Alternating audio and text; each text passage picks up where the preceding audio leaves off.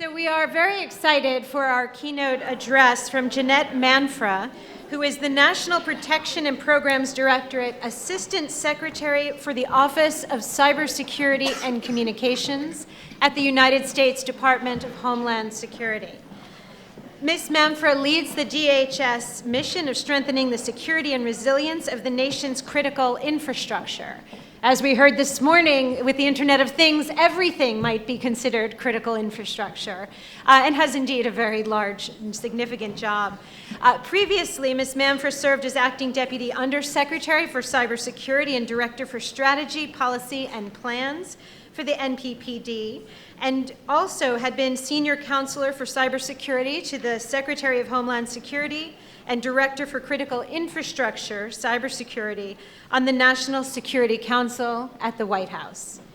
At DHS, Ms. Manfra has held multiple positions in the Office of Cybersecurity and Communications, including Advisor for the Assistant Secretary for Cybersecurity and Communications and Deputy Director for the Office of Emergency Communications. Before joining DHS, Ms. Manfra was in the U.S. Army, serving as a communications specialist and military intelligence officer. Please join me in welcoming Jeanette Manfra.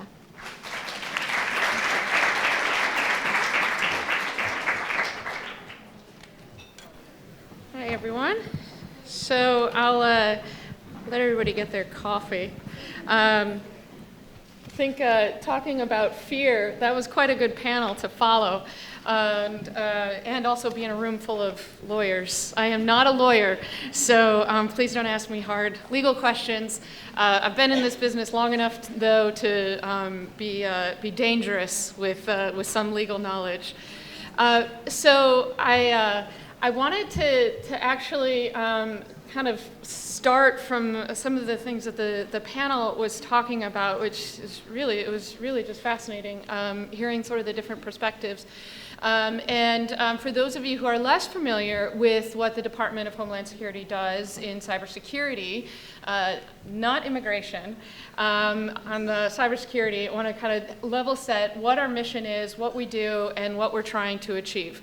So I think, really highlighting in every single speech that people write for me, it always starts with, here's all the awful things that are happening right now. Here's the threat. It's terrible. We might as well just give up. But then I give you this hopeful message about all the amazing stuff we're doing.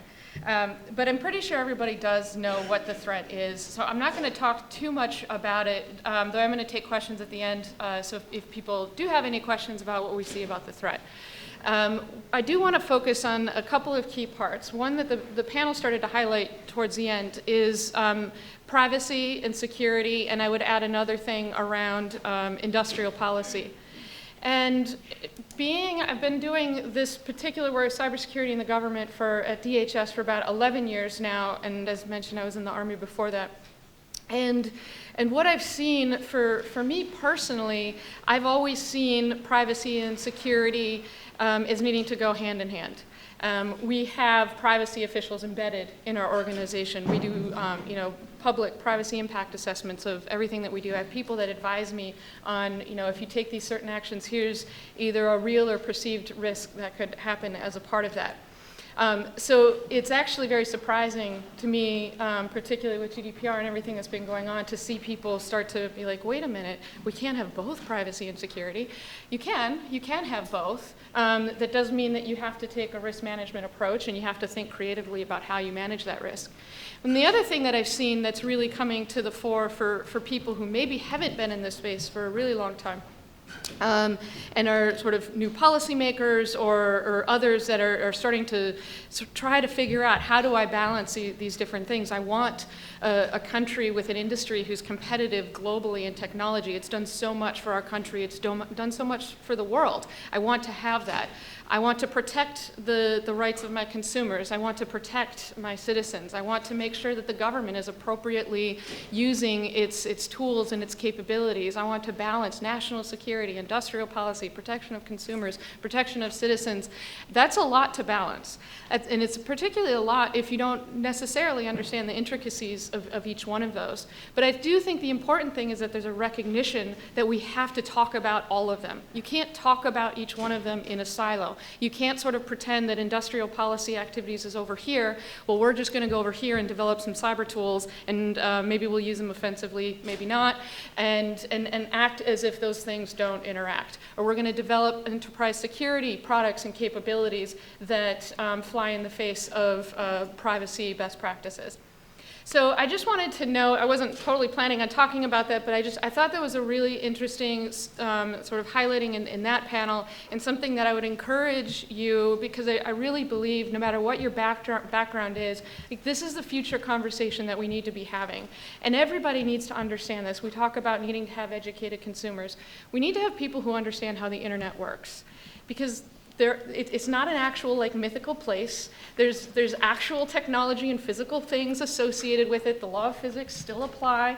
There's a lot of things that are necessary to understand, and in order to have an informed public debate and an informed policy debate, you really have to understand at least some basics of how the technology works. You don't have to be an engineer, but don't let all those engineers scare you away with all of their fancy talk and acronyms and everything else. They try to do that all the time. I was a history major. I still seem to be doing okay. So, but I think it's really important, no matter what discipline that you're in, if you don't understand the technology, and even just as a private citizen, if you don't understand how this stuff works, then you can't make an informed set of decisions, whether you're a lawyer or an anthropologist. And there is an actual, did meet an anthropologist who's been working on cybersecurity issues. And so I think what it really does is it sort of brings people together. Unfortunately, I do see a lot of siloing still happen, but I really believe that if we kind of bring people together, and one of the advantages, if I may stereotype a little bit about women, is that we, I think, are better able to think across multiple different lines. And that's one of the statistics folks wrote for me in my speech. There's a recent report, only 14% of women in cybersecurity fields. Now, that may be because we're defining it as engineers, I'm not really sure. Hopefully, this might be the 14%, like right here. So hopefully we're all going to different locations afterwards. But you know, it's such a massive opportunity to to get women involved in the sort of the technology areas, but to also capitalize on what I think people really need, is this ability to think across sort of traditional disciplines, to not think about compliance, to think differently about how we might solve the problem. An anthropologist coming to the cybersecurity challenge is going to offer really cool and interesting insights. They may not work with the physics associated with it, but that doesn't mean that we shouldn't include them. So I want to kind of talk about our approach to how we're thinking about the cybersecurity challenge. So a lot of what we're talking about was data breaches, privacy, those sorts of things. I'm frankly, I focus less on the traditional data breach in my organization. I have what I would consider three main responsibilities. The first one, which really takes up much of our resources and our time, is really about securing federal civilian networks. And so we focus a lot on deploying tools and capabilities, issuing directives. I have the authority to tell other agencies what to do, and we've been publishing those. We published all of them, and we'll continue to publish those so that people can see what we're doing, and ideally industry can take our lead on some of these. But it's sort of getting to the point where we can think about all federal civilian agencies as an enterprise. We have a common set of threats that are, typically they're looking for intelligence on whether those are government policies or citizen information that we hold. They're looking for information, right? And so how do we protect against that? We've done a series of initiatives. OPM, I think, was a real wake-up call for most of the federal government. And it actually took advantage of the increasing dependencies that agencies had on each other. We've been pushing a lot for shared services, for cloud, those sorts of things. And so you had agencies making risk decisions on, because they maybe own the systems, but it wasn't their data.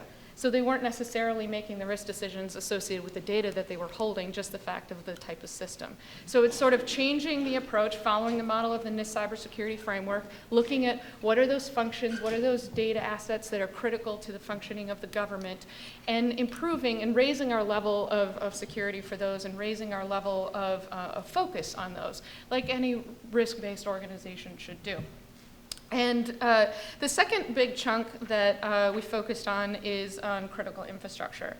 And as you mentioned, a lot of things now are getting thrown in this critical infrastructure bucket, which is not helpful because the concept of critical infrastructure is to help prioritize. And so while I would say any organization or any state, how you define your critical infrastructure, whatever makes sense for you. Don't try to throw everything into it because it's got to be something that's relevant for the prioritization of how you think about your risk. But about a year or so ago, when I first took this position, we decided to take a step back and we started to think about, are we really focused on the right things?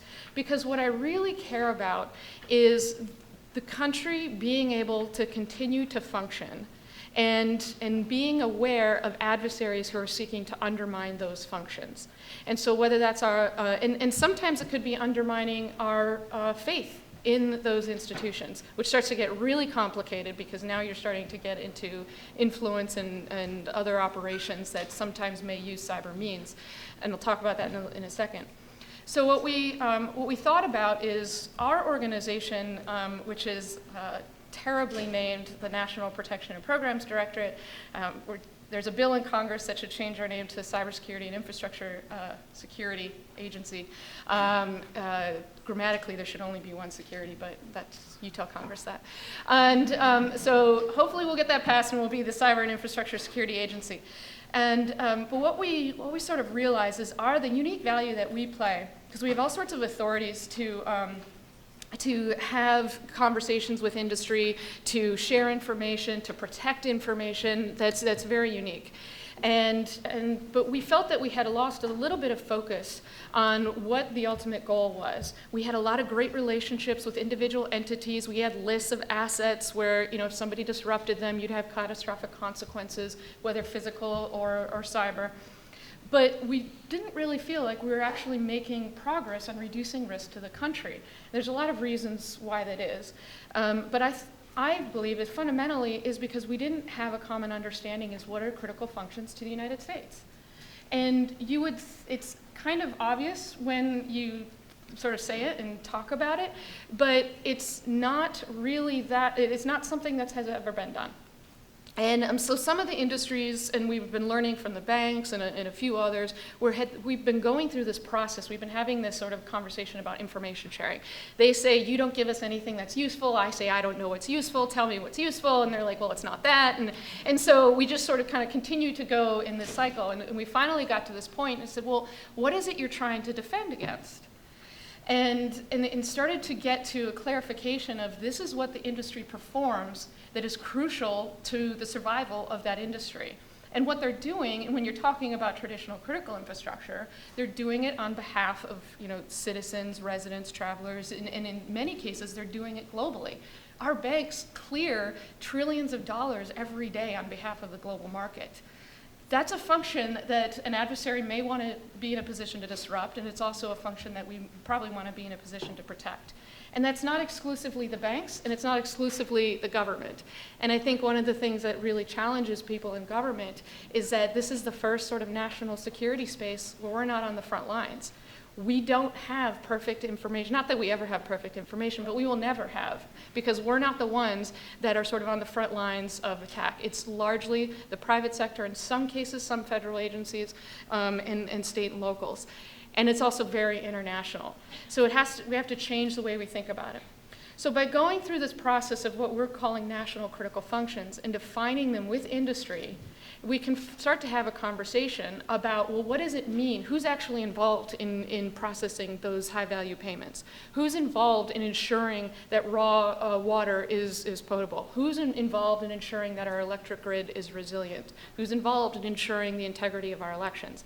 And then you can start to actually break down how an adversary, frankly, might think about it. It's not just going to be, well, I'm going to just keep spearfishing JP Morgan over here. I'll pick on them because I'm in New York.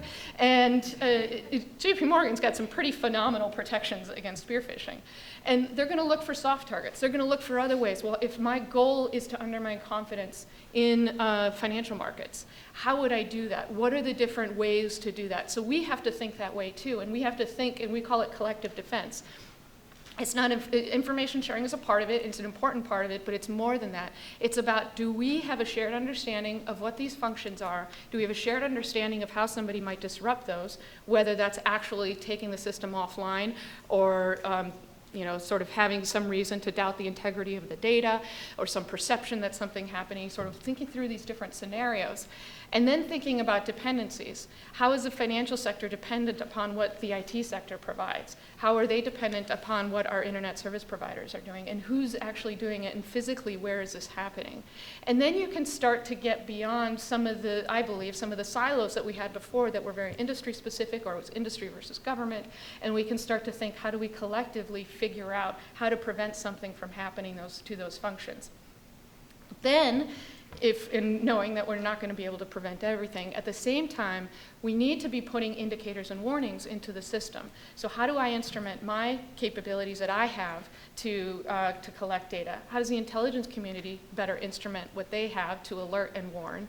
How does the private sector instrument the tools that they have? And then how do we ensure that we're appropriately sharing this information, which may not necessarily be data, to the point earlier. There's a lot of other things that you can share to understand how behavior or other things that's happening on your networks and devices. And then how do we take steps to make sure that if we do identify that something's happening, that we've got the response playbooks in place and we know who's going to do what. The private sector has an expectation of what the government's going to do, which I think right now is somewhat unclear. And the government has an expectation of what the private sector is going to do. And the private sector being more than just this monolithic entity that is just the private sector, but actual companies, law firms, security intelligence companies, the managed service providers, all the different people who have a role in ensuring all of these network technologies continue to operate. And so we created the National Risk Management Center at the end of July. The Secretary Nielsen announced that at the first summit on cybersecurity. And that's really that focus, is understanding what does systemic risk really look like, what are the tangible steps that we can take to reduce that risk, and it may not be a cyber sort of thing. There may be other things that we could do, or other parts of the government or the private sector, and ideally doing this in collaboration with like-minded countries so that we're all working together to secure a global ecosystem that we all depend upon. So with that, I'm going to have questions. Okay. So if there are questions. I can keep talking if there's not questions. I'm actually going to start with a question. Back to the issue of how do we define our critical infrastructure?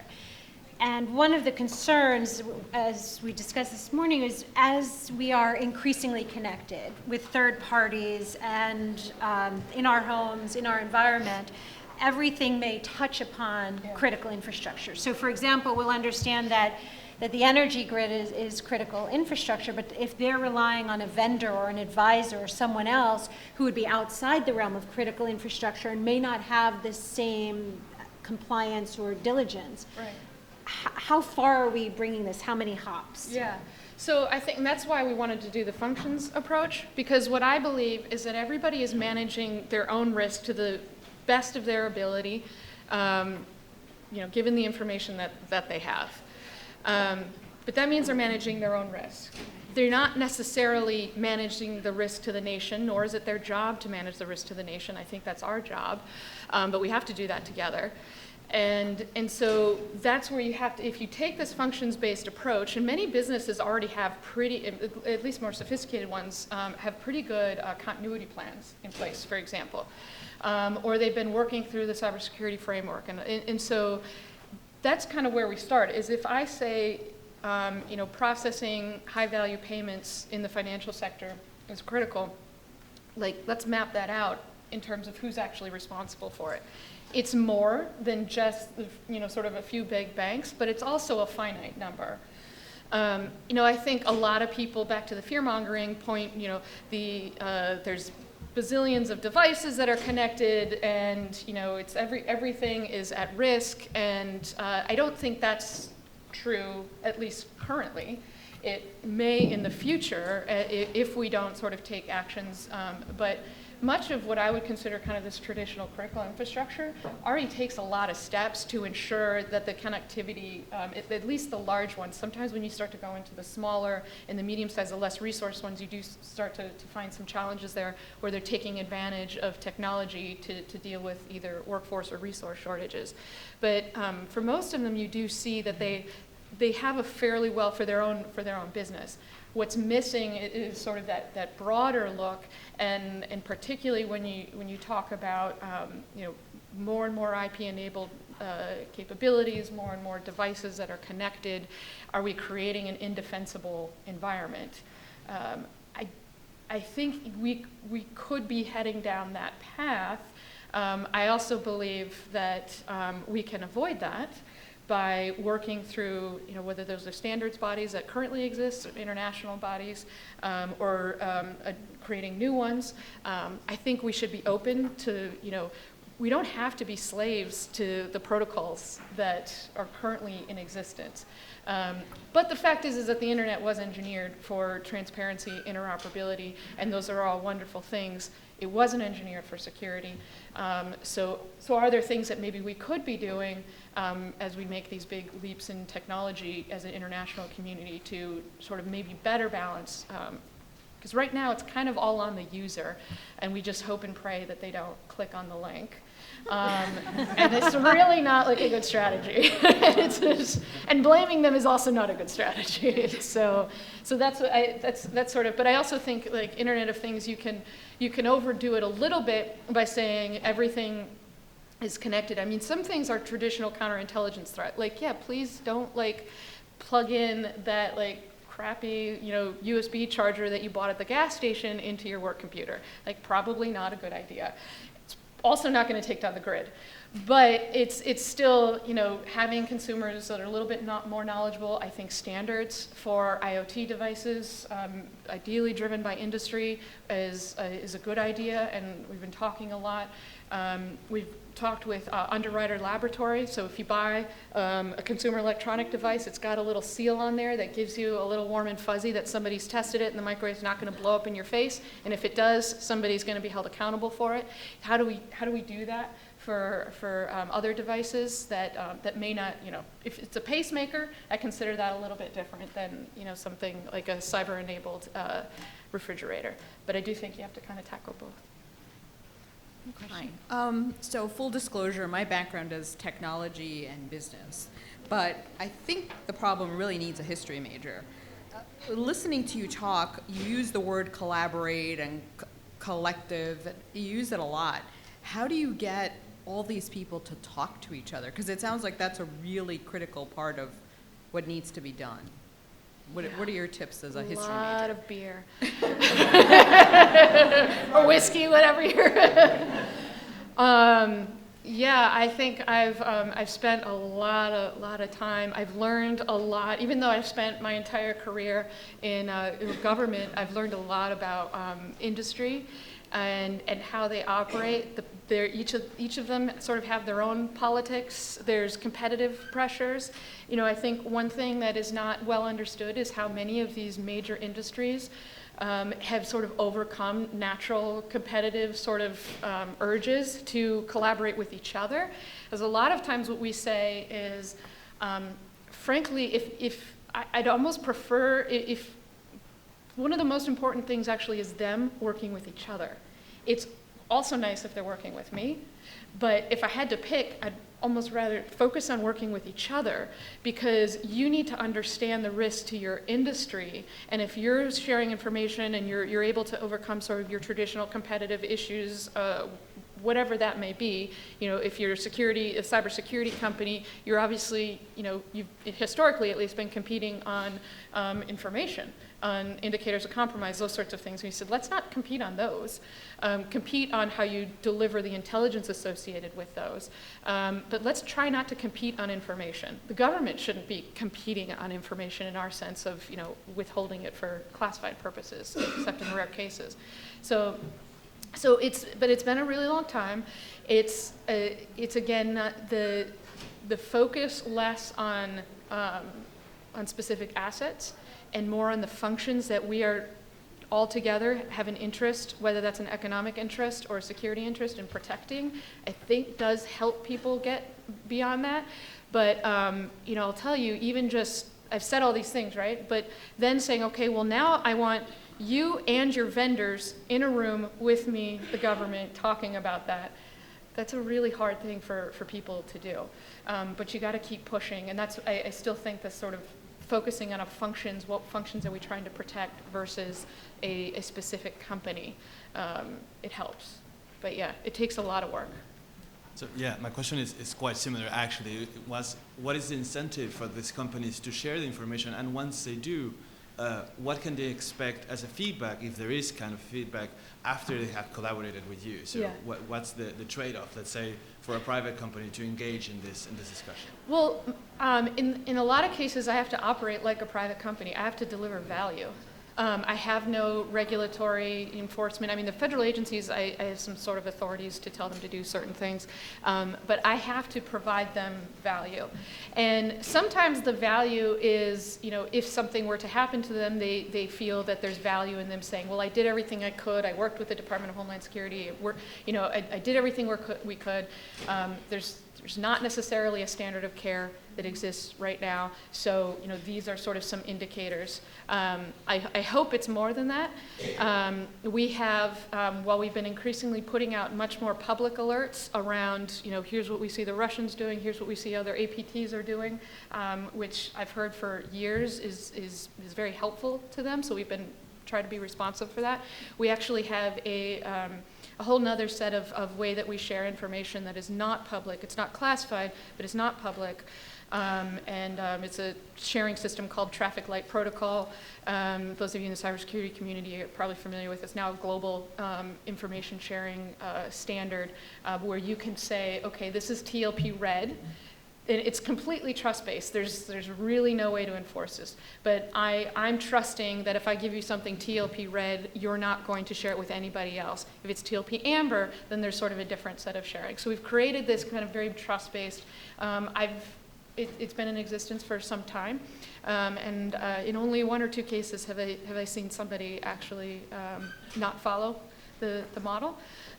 But that's sort of, I think it really comes down to value, and that's on me. Now, of course, my ability to provide value is dependent upon them giving me information that I can then analyze and turn it around. But that's where I think it is.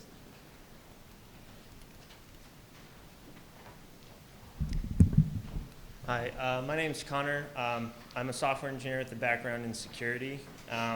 My question has to do with collaboration and communication, continuing that topic, but more specifically about two-factor authentication as an example.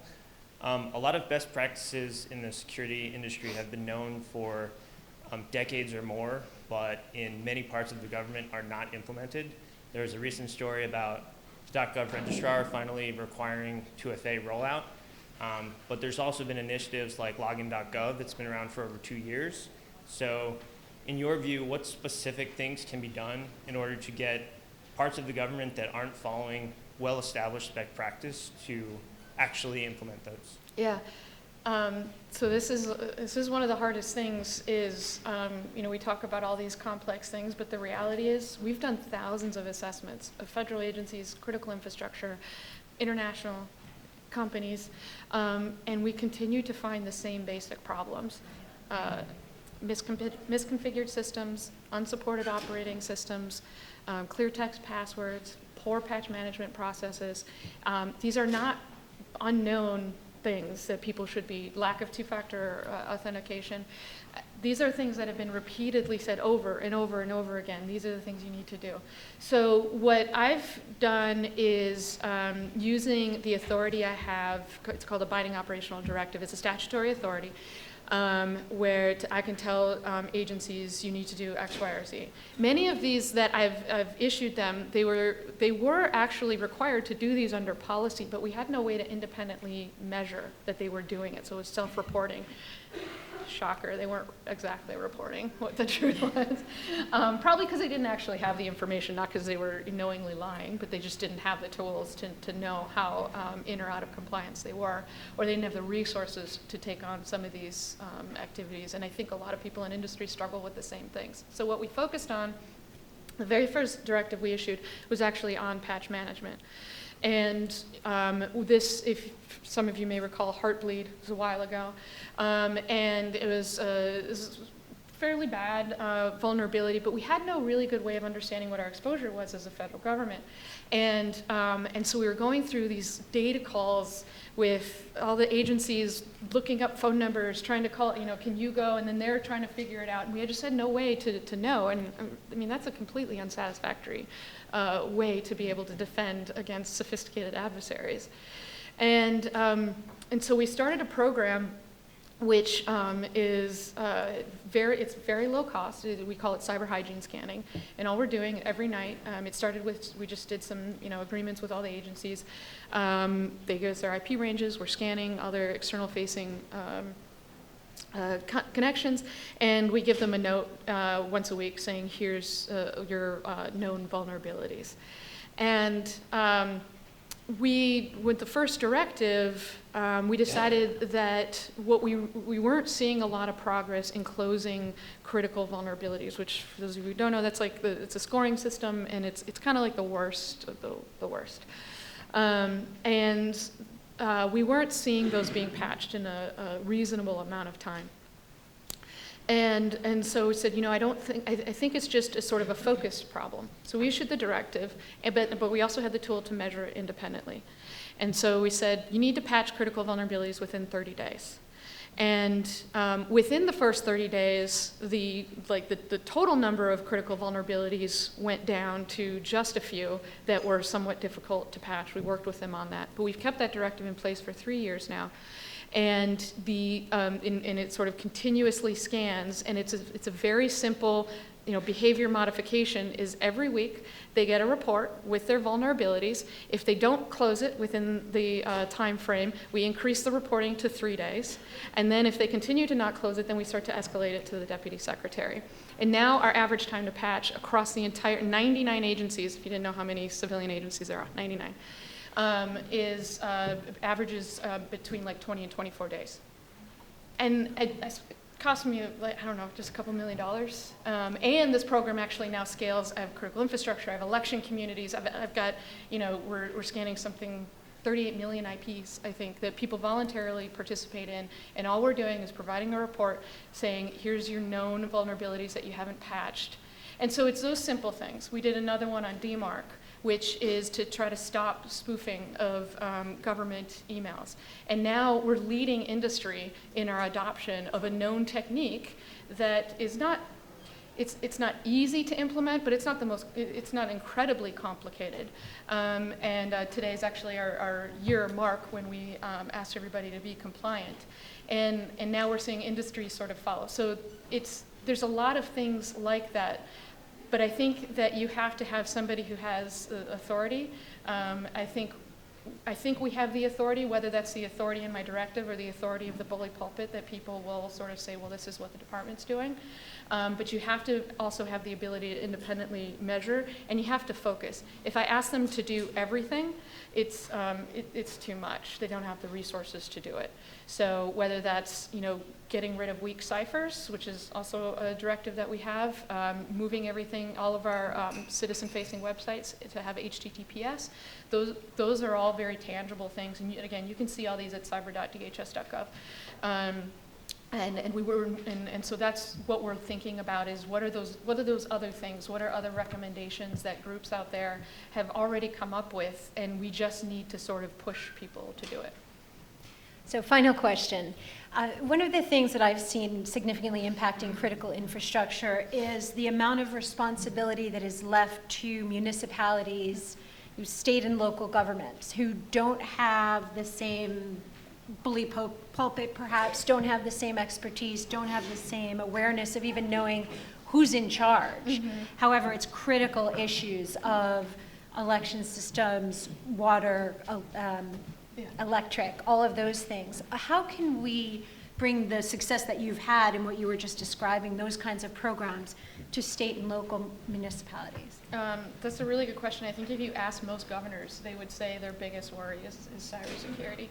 And I think it's an area where, so when I first actually started with the department, I focused on public safety communications. And way back when, if you remember Katrina and all of that, there was a lot of reports around lack of interoperability with public safety communications, and a lot of it just jurisdictional challenges and all that. And so our office was created to sort of help build capacity, just try to break down some of these silos, do statewide planning, provide some technology assistance. And a lot of what I learned there and a lot of the successes that we had there, I think, translate here as well, though it's a larger scale. And so much of what, in some ways, we take for granted is that we have now a nationwide emergency management doctrine that's all the way down to the local. I mean, everybody operates sort of varies. They may have their own sort of takes on it, but you have a well-understood emergency management doctrine. You have, the incident command system. You have a lot of standardization in that. You don't really have that in cybersecurity. So we've started with the National Cyber Incident Response Plan, which is a public document, you can read it. And that was the first time was to sort of set a framework for, and it is very high level, but I think that's to the woman's point earlier, you can't sort of solve everything. This is a big collaborative exercise. So starting with, here's the framework, here's, what, state and locals, you do have a role. Banks, you have a role. National Guard has a role, but all these things still, they need to be defined with more specificity. So that's what I was referring to before when I was talking about the response playbooks, is looking at specific functions and then being able to develop a response playbook. There's also another really good study that was done, and this is about the technology community by one of our advisory groups called NSTAC, National Security Telecommunications Advisory Council or Committee, one of the two, and about mobilizing ICT. And it's called the ICT Mobilization Report. And the question was, how would you mobilize ICT industry in order to respond to a very significant incident? And so they kind of talk a lot about how they would scale. And a lot of the conversations we have is, well, if the incident, most of these incidents that we're concerned about would have sort of at least national impacts, if not global. So if they're headquartered in one state, is that governor leading the response? Probably not. Whereas in a traditional emergency management situation, all incidents are local. In ours, oftentimes the ones we're most concerned about, the incident's global. And so sort of rectifying some of that and providing some clarity around what is the traditional role. We've had a few incidents with some state systems, and they have followed what they would, okay, well, I'm calling FEMA. I want my, let's talk Stafford. I'm going to call the National Guard under my authority as a governor. And we'll just say it didn't work. It wasn't fully coordinated. And so it's getting that clarity about what is the role of the state and local in a response situation. What is the role of DHS? Oftentimes we're the ones doing incident response, and I don't want to be the incident responder for the country. So how do you sort of build a framework that everybody has the role and they understand what that role is? And then there's a whole sort of slew of critical infrastructure that is regulated by state and locals, and whether that's a municipal or at a state level. And there's a lot of conversations if you're asking these municipal utilities to solve all these complex problems. The hardest thing for them to do is get a rate increase. And so to be able to figure out how they negotiate needing to define their use case for why they need a rate increase, and citizens being willing to pay a little. I know anytime Arlington County comes out with a rate increase, I'm like the first one calling. I was like, that is not fair. Why are you giving me a rate increase? But if they have the ability to sort of characterize, well, I have to make these investments. But a lot of that is being able to do that at the municipal level. And, there's maybe not the most sophistication in a lot of these municipalities. And if you're talking about them having to raise debt or raise rates in many counties that can't afford that, I think it's something that we can't solve, but it's something that we're working through the various different associations and others to provide some tools to help them. Great. Well, thank you so much for joining us. We appreciate it.